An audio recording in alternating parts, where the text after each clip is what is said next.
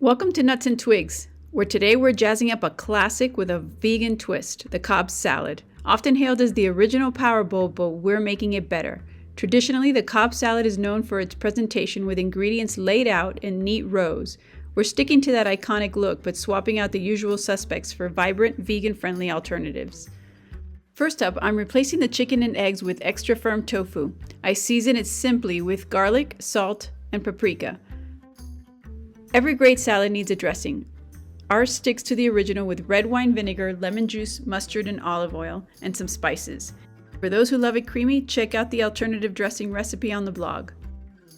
Now we wash and chop our veggies. Start with the romaine. Chop everything bite-sized. With everything the same, smaller size, it just makes the salad more enjoyable to eat.